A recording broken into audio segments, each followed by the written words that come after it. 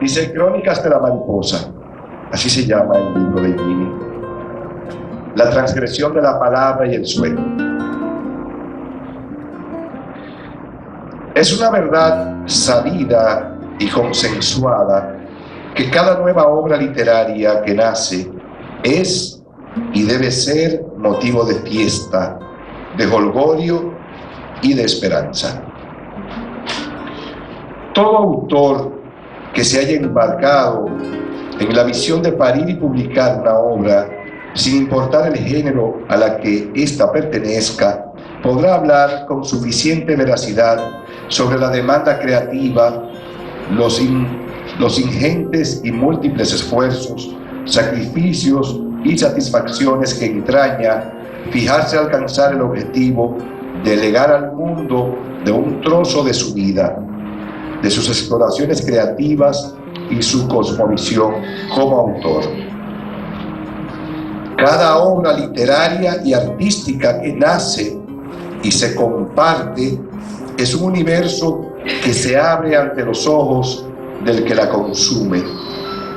Es una apuesta a la comunión con el otro, una ofrenda en que el autor de alguna forma entrega un trozo de su alma y sus partes más sagradas. Hoy nuestra ciudad es anfitriona y receptora de una fiesta que propone la escritora dominicana radicada en Nueva York, Ginny Rodríguez. Su motivo de jolgorio, compartir con todos nosotros las historias cotidianas de la vida neoyorquina que contiene su libro Crónicas de la Mariposa. Siempre se dice que aquel que escribe se describe. Y partiendo de esta poderosa y peligrosa verdad axiomática, los escritores, en muchos casos, tratan de torearse a sí mismo para que su obra no los delate totalmente, dejándolos vulnerables y desnudos frente a sus lectores. Y es que la obra puede ser un universo tan potente y poderoso, capaz de atomizar y engullir a su propio padre o autor. Normalmente los autores rehuyen conscientemente al hecho de no delatarse en demasía a través de sus obras, ya sea por su propensión a la ficción pura o a la poetización de las verdades residentes en sus obras, o porque no siempre ponen todas sus posturas y principios como signatarios en el contenido de ellas, cuidándose así de posibles represalias que pudiesen ir en doble vía. Lo menos cierto es que también podemos sumar a estos recursos cuestiones vinculadas a aspectos del ser humano como el ocultamiento de sí mismo y un cierto nivel de simulación a la hora de externar algunos aspectos y verdades que culturalmente pudiesen ser caldo de cultivo de la censura. Por esta y otras cuestiones, con frecuencia, el autor evita quedarse totalmente vulnerable y desnudo en su obra. Es una réplica de lo que vivimos día a día en el discurrir del juego societal. Como dice la autora, y la cito, cada quien tiene una verdad disfrazada de mentiras. Quizás por tener plena conciencia de ello, no teme mostrarse totalmente desnuda y transgresora a través de su obra Crónicas de la Mariposa, con la misma conciencia de su lenguaje claro, sin artificios, nos dice: no soy cobarde, porque digo lo que siento con oraciones sencillas. La autora siente que para poder abordar la cotidianidad tenemos que fluir despojados de la mayor cantidad de máscaras y temores, y más si esa cotidianidad es la de la capital del mundo, Nueva York. En consecuencia, una mujer con su vida repujando los días en una de las ciudades más vitales, abiertas y trepidantes que se conoce, no podría traernos una obra tímida, sosa o temerosa. Todo lo contrario. Y eso ha hecho valientemente, y con ello nos deja un trozo de la vida en esa ciudad que no conoce calma, y un retrato de sus sueños, desafíos y deseos más íntimos, sin temor a ser lapidada o devorada por críticas infelices.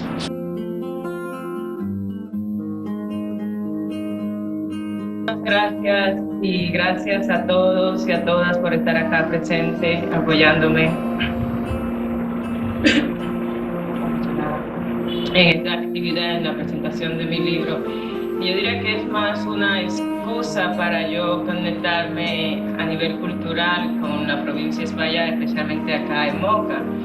Cuando yo escucho que dicen Ginny escritora, es como que en mi mente, mi cerebro todavía no lo asimilo, porque aunque ustedes no lo crean, uno de mis miedos es escribir.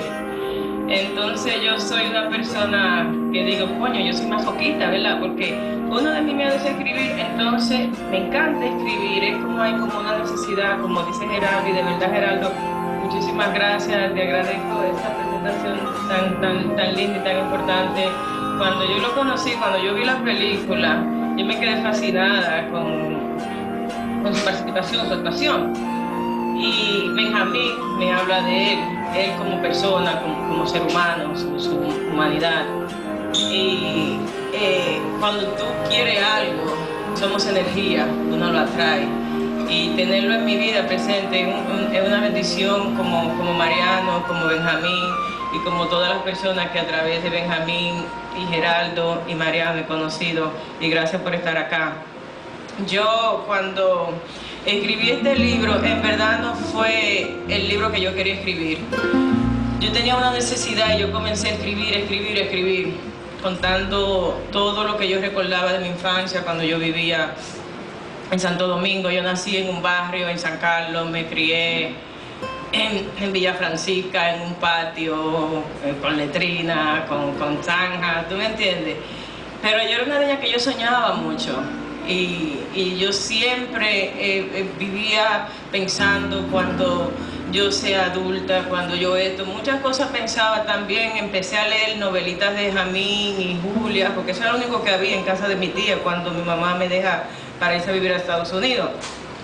Entonces yo siempre era como la muchachita que quería ser la hija del viudo o la secretaria que encontró al hombre y se casó. Entonces una parte de mí era como que para yo lograr mi sueño tenía que ser a través como de un hombre. Grave error, la educación, las artes, en verdad, lo que nos da las herramientas para nosotros poder lograr nuestro sueño. Entonces cuando yo comienzo a escribir, yo empiezo a tocar puertas. Profesor, vamos a escribir un libro, ustedes dos autores, usted el narrador, lo omnisciente, y yo cuento mi historia en primera persona, pero cada quien tiene su proyecto. Y llega un momento que yo siento como que yo me estaba volviendo loca, porque yo decía, a lo mejor todas esas ideas de que yo quiero escribir un libro están en mi mente y no van a suceder. Y una amiga venezolana que está acá, Mira Bellicio, que le agradezco mucho, me dice, Ginny, si a ti te gusta escribir, lo que tú tienes que hacer es escribir, olvídate de que tú quieres un libro.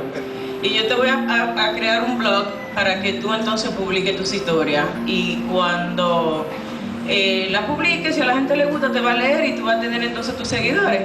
Y efectivamente así lo hice. Un día de las Madres Dominicanas, hace 3 años, en el 2014, comencé a publicar semanal. Luego entonces, por mi trabajo, yo trabajo 5 días y estoy envuelta en muchísimas actividades transcurriculares. Lo hice quincenal y después lo hice al mes. Al cabo de un año ya yo tenía suficiente material para hacer una recopilación y entonces en mi blog. La imagen incluso, mi canillita, una mariposa. Y mariposa es como metáfora, transformación. Somos personas que debemos pulir nuestra vida cada día. Yo soy una persona que yo soy muy abierta a las religiones. Yo practico budismo, yo voy a la iglesia católica, pero no tiene nada que ver la religión, es nosotros por dentro, los sueños que nosotros tenemos. Entonces esta es la experiencia que yo viví cuando me voy a Estados Unidos. Acallo los pensamientos concentrándome en la respiración. Pongo las almohadas a un lado para moverme libremente en mi espacio. De una posición cambio a la otra y luego quedo inerte boca arriba con las manos tendidas. Trato, pero no puedo dormirme. El constante ruido del 4 me distrae. Es el tren que pasa por mi casa. Mi mente vuelve y se alborota. Pienso en mi infancia, en las pesadillas recurrentes, en experiencias pasadas en las que me faltan por vivir. En cada momento compartido con mis amigos, visualizo mis sueños y me enfoco en los proyectos. Converso con el universo. Escucho los gritos del viento y veo la noche vestirse de duelo para pronto dar paso a un nuevo día. Mis pestañas danzan alrededor de los párpados. Abrazo mi cuerpo y espero paciente a que pase el tiempo porque solo así iré cumpliendo todos mis sueños. Era estudiante, nunca avisté. Sin embargo, hay imágenes que quedan grabadas por siempre, como el murito. Así le llamábamos a la esquina donde se juntaban todos los estudiantes descarrilados. En el murito se reunían los latinos, especialmente los dominicanos, que mataban el tiempo cuando cortaban clases o cuando había alguna riña con otros grupos étnicos. Eso fue a finales de la década de los 80. Para muchos de nosotros el plan era pasarla bien. Pensábamos que pasarla bien era dejar de estudiar para ir a un hooky party en casa de algún compañero mientras sus padres trabajaban. Mi casa jamás la ofrecí porque en mi edificio había mucha gente bochinchera y si mi mamá se enteraba de algo semejante me hubiera matado a palos, o al menos así pensaba. Quizá nunca me perdí una de esas fiestas clandestinas. A mí me encantaba bailar, aunque debo admitir que no era una buena bailarina en ese entonces. En esos encuentros no solo se bailaba, sino que también fumaban y bebían alcohol. Un grupito, en cambio, se escondía en los baños y en los dormitorios. Yo, para esa época, era una persona muy tímida. Me perdí. Por eso, mis amigas se sorprendieron cuando el siguiente año escolar no regresé a la secundaria, porque había salido embarazada 2 meses antes de cumplir los 16 años. De la última fiesta todavía guardo algunos recuerdos. ¿Cómo olvidarla? Si ahí se encontraba el chico que tanto me gustaba. Se llamaba Eduardo y tenía una dentadura hermosa. Su sonrisa era pícara y vestía a la moda. Yo era más alta que él. A mí me resultaba fastidioso ser la jirafa de la clase. Mis padres siempre me consolaban diciendo que las mujeres altas, aunque sean feas, lucen elegantes. En la fiesta, Eduardo me sacó a bailar. No lo podía creer. Era tanta la emoción que no me dio vergüenza bailar con un chico de baja estatura. No fue fácil acoplarnos. Mientras él se empinaba, yo me encorvaba un poco para así poder bailar pegaditos. Su perfume se adueñó de mi olfato y quise perderme en su cuello, pero por pudor no me atreví. Él tomó la iniciativa. Quiso besarme, sin embargo, no lo permití por miedo a que se burlara, pues yo sabía que era un tipo con parón y que seguramente no me tomaría en serio. De camino a casa tarareaba algunas de las canciones que escuché en la fiesta. Hoy es noche de brujería, vamos a la casa de tu tía. No se puede cantando. Ella tiene que hacer un trabajo para robarle el corazón a esa niña. Y la otra canción era Machete Gilet, mamá, ¿por qué se me fue? Cerraba mis ojos y pensaba en Eduardo. Ese fue nuestro primer y último encuentro. Al día siguiente hubo un enfrentamiento entre africanos, dominicanos y puertorriqueños. El pobre Eduardo recibió 3 puñaladas. Lo dejaron tirado en el murito. Después de esa tragedia, la policía no dejaba que ningún estudiante vagueara en ese lugar. Poco a poco fui perdiendo contacto con mis compañeros de clases. Algunos se graduaron y luego formaron sus familias. Otros, al igual que yo, dejaron los estudios y muchos continuaron viviendo el momento. A veces pienso en lo que pudo haber sido si Eduardo me hubiese besado. El tiempo ha transcurrido y ahora que paso por Walton High School llega hasta mí su aroma. Se convirtió en una obsesión para Amanda. Eso lo cuento en tercera persona, como era lo estaba explicando, mis historias basadas en las vivencias Y juego, estoy aprendiendo, yo tengo una maestría en literatura, pero yo lo hice fue para... El contraste llamaba la atención de los pasajeros que la miraban de arriba abajo. En el avión miraba a todos lados sonriendo con timidez. Desde su ventana, las nubes eran bolas de algodón. Las azafatas eran amables y hermosas. Para Amanda eran diosas griegas.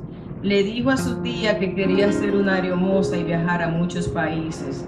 La comida fue como si estuvieran cenando en un restaurante aéreo de lujo. Eran porciones pequeñas pero muy sabrosas, a diferencia de esas papitas insípidas que sirven ahora con una gaseosa. Los tiempos cambian y así vuelven las modas. Otras cosas dejan letras blancas indicando cada salida. Estaba sorprendida de no ver los enormes edificios de la película King Kong. Cerca del Queensboro Bridge, sus ojos se iluminaron como 2 estrellas. Desde allí veía los rascacielos. En ese momento se olvidó de su padre. Con gran euforia e impaciencia quería recorrer las calles de esa ciudad cosmopolita. En la radio, de repente, se escuchó la canción Like a Virgin de Madonna y Amanda tarareaba porque no sabía las letras ni el idioma. Esa noche la luna resplandecía con un brillo especial. Cuando el taxista tomó el FDR en dirección sur, Amanda vio el Empire State Building, el edificio al que trepa el gorila ciclópeo. La iluminación tenía los colores de la bandera. Del aeropuerto a casa de su abuela, Amanda borró a su padre de sus pensamientos. Lo que puede ser una historia que se repite en una cantidad inmensa de dominicanos y dominicanas que se van a Estados Unidos, que han ido en los años 30, en los años 40, en los años 50, en los años 70, 80, 90 y hasta ahora. Y es ese paralelismo de esas dos realidades. Ahorita Dios le decía, bueno, que no son ni de aquí ni de allá. Yo digo, más bien, son de allá y son de aquí.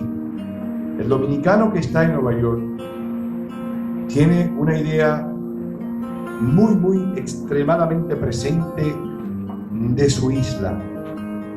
Siempre, yo creo que el dominicano es de todas las personas que viven en Estados Unidos, sobre todo en el caso de los latinos, quizás el único que siempre sueña con tener su casa en su país y en el